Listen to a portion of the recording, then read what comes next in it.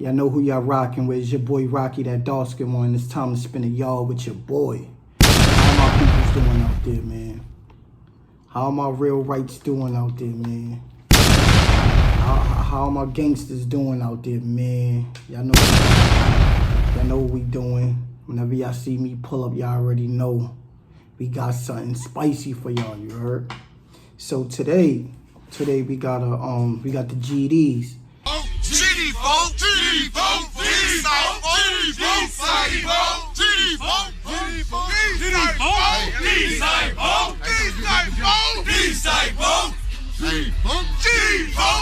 service tonight. Traveling all the way to Atlanta to come kick it with the GDs, and one of the most horrific crimes in Atlanta history. You heard? Okay, so let's rock. Y'all see the thumbnail. Y'all see the title. Let's rock out. You heard? Okay. So 5 Atlanta gangbangers were convicted this week of torturing and killing a former police informant in the most brutal murder in the city's recent history, according to prosecutors and news reports.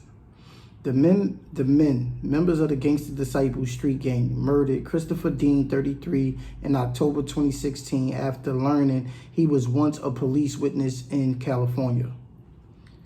Man, let's hold it. Let's hold it. You heard? So, man, all I know is, man, if you got a pass, right? If you got a pass, and it don't care how far you run from your past, if you have a past, it will eventually come and catch up to you.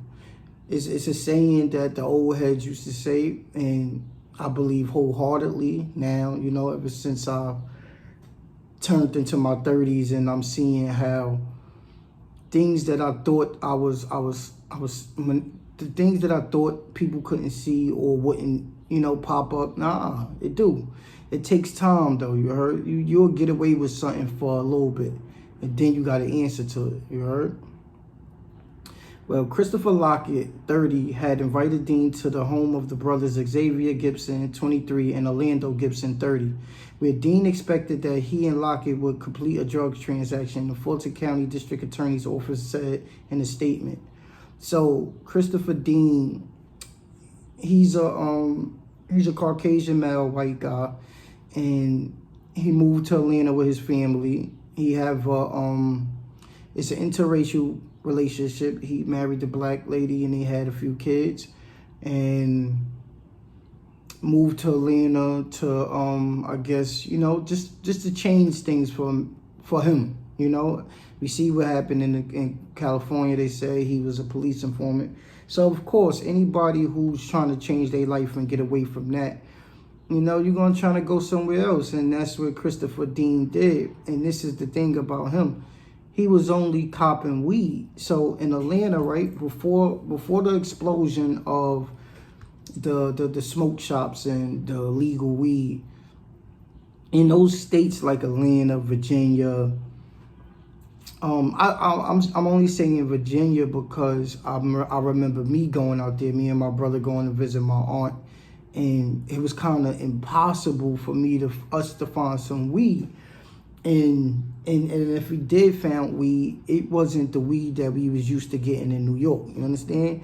And so when you hit states like Atlanta, Virginia, where things isn't on every corner like New York, or let's say California, you gotta weed out the drug dealers. You gotta try to find somebody that you could trust, that ain't gonna run off with your money, that's gonna give you some good-ish. And Christopher Dean, I believe that's what he was trying to do. He found the weed connect that he was okay with, and he started buying from them. And in the midst of him buying from them, they probably looked up his identity, his name, whatever it was that they got a hold of, and they found out that he was a snitch. So to me, somebody who's buying weed off of me, it's never that serious. But now that I think about it, he could have been buying more than weed. You know, they probably could have felt like he could have took them off the streets. You heard? So who knows? But let's keep on going. Okay.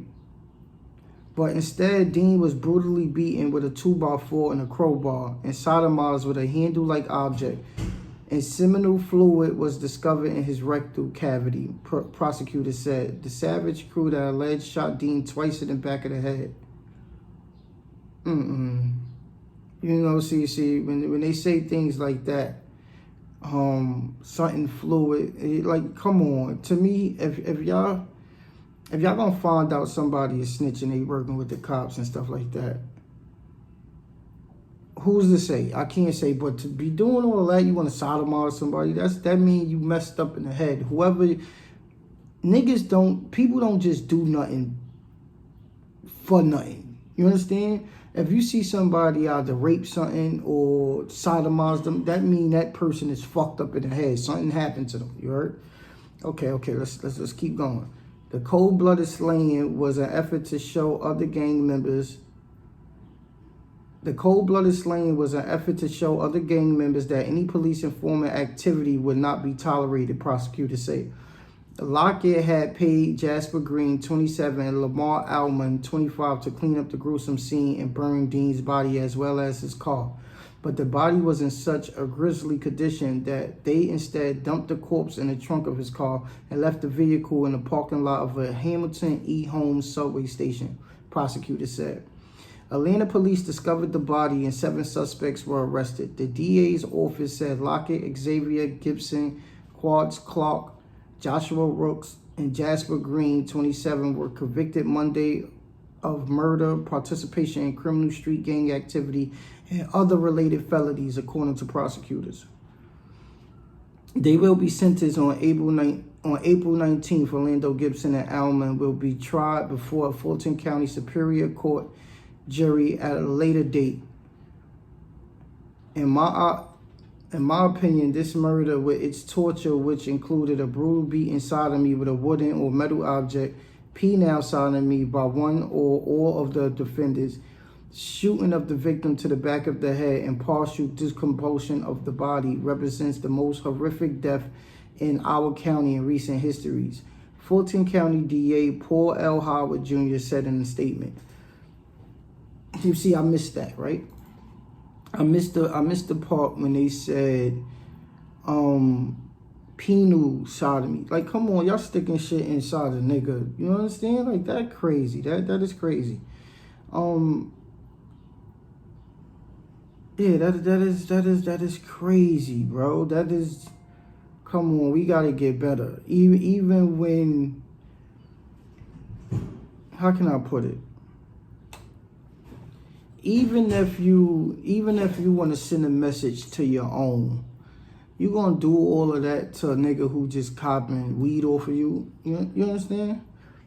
You sending a message to your own gang members by doing these certain things to a regular ass nigga. You understand? And like I said, even if y'all was selling a nigga even more than weed, and then I get it. You understand? Me being a part of the streets, you found out you selling to a police informant, you don't want to go down. All right, then what's the torture for? You understand? What's the torture? If you're going to kill him, then kill him. What's the torture for? What's the putting shit inside his ass, putting shit inside his penis? What is that about? You understand? Even if you're trying to scare everybody that participated in this, right, and they there, or you want them to spread the word of the violence that you committed. I need some of y'all to help me with this. The part that I don't understand is, so whoever the leader is, you choose to make this move on this police informant, and you chose to, brutally beat him and show example for your crew that's around you, the other GDs, right? And the ones that's not even there because, word of mouth is a motherfucker, right? So you do this to instill fear into the ones that's, your team. So they'll know never to play with the police, never to be a informant, stand tall, stand by the rules. And then you give directions to 2 of them to, burn the car up so you could get rid of the evidence and shit like that. And they don't burn the car up. The car get found in a project parking lot with everything, all of the murder weapons, the nigga in the back, everything in the trunk. Not just the body, but the murder weapon, shit that they used to beat him with and all that. All of the evidence is in this car. You told two of your peoples to get rid of the car and they didn't. And then, why are we reading this right now? Why is this story even a known fact? How? A dead man can't talk. So without the dead man talking, you don't got no story. But we got a full-fledged story right here, and we got a dead man. So that means the example you tried to set, this shit didn't work.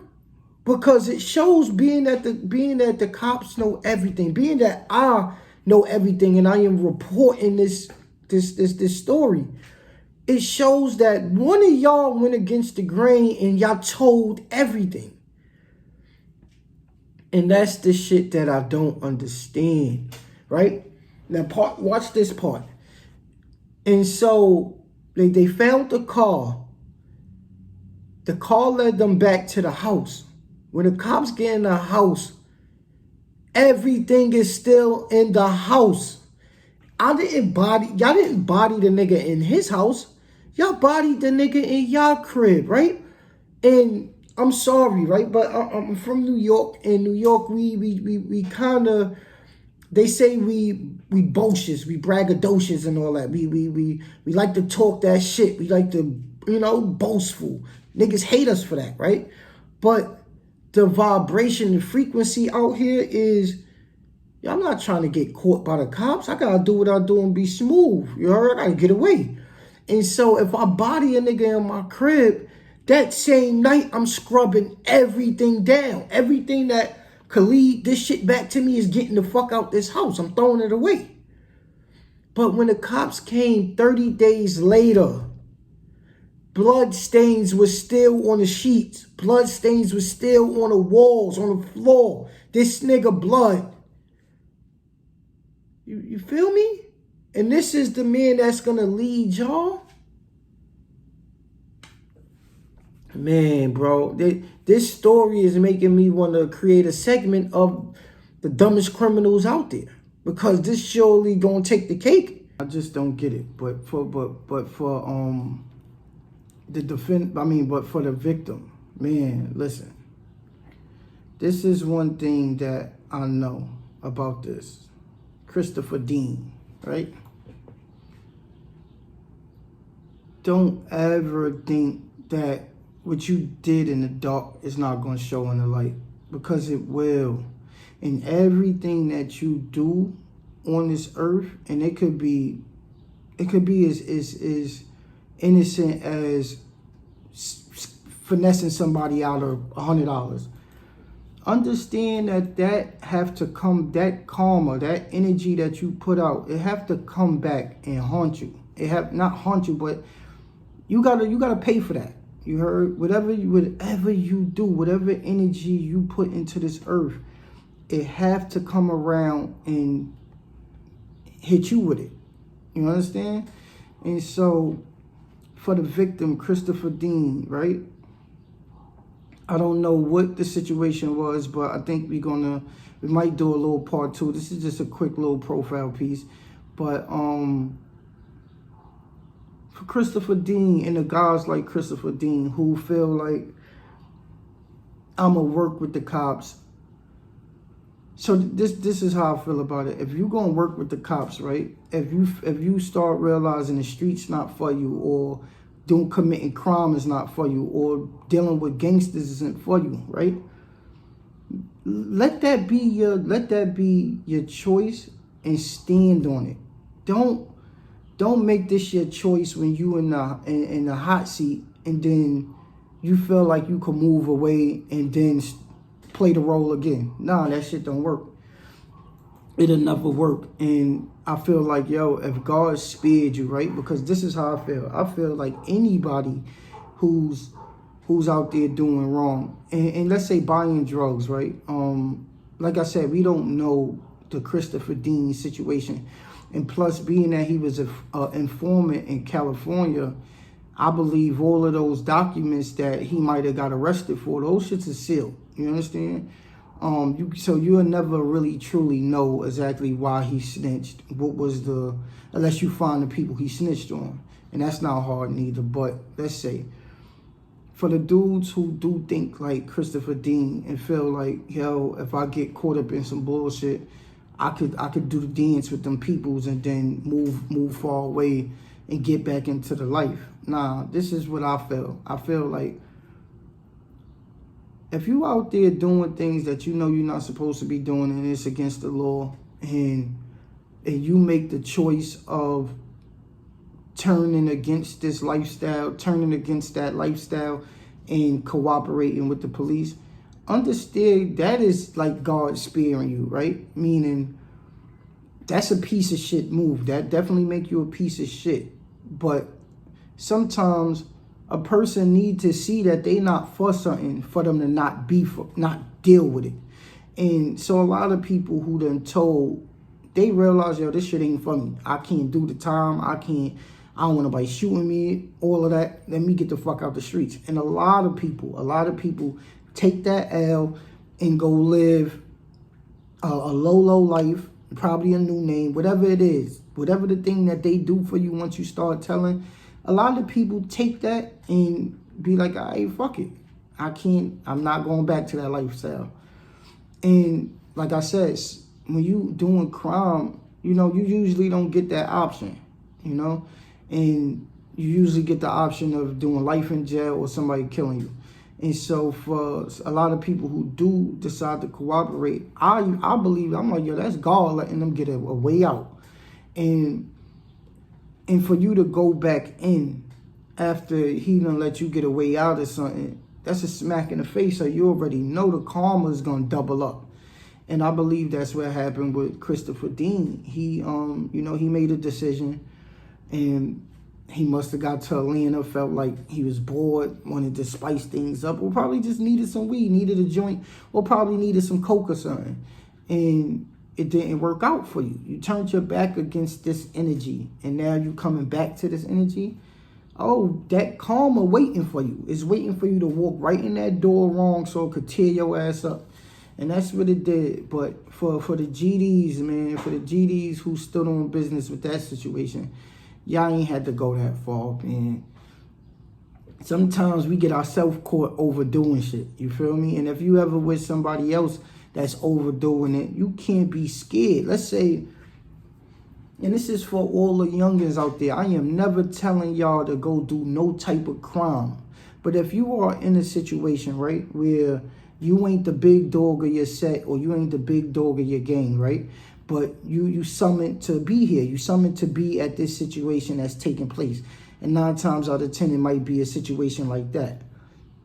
We got to learn how to speak up. We could be gang all we want. But if we going to let a motherfucker lead us into a brick wall, then you stupid as shit. Or you a punk. Because my thing is this. If you with somebody who's gonna, if they say, all right, yo, we gonna spin a block, we gonna hit these, and we gonna all right, cool. If that's what you sign up to deal with, right? Spin a block, go do what you do, boom. But now, if you seeing somebody want to kidnap a nigga, torture a nigga, sticking shit, you always could be a man and stand up to your own people like, yo, bro, I think that shit is too much. Or, yo, think about it. If we get jammed up, just imagine how many more charges they gonna throw on us just from doing all this stupid shit. Or you could be like, yo, bro, what's wrong with you? You want to stick shit in this nigga dick? You all right? Man, a closed mouth don't get free. That's one of the sayings I came up with. A closed mouth do not get free. Do not let nobody trick you off the streets. Do not let your big homie, do not let your day one give you a life sentence. You heard? If you gonna be about that mess and you doing something, make sure it's some shit you'll do. You heard? Don't be a Cody to a crime that you will never commit. You feel me? Bite. We out of here.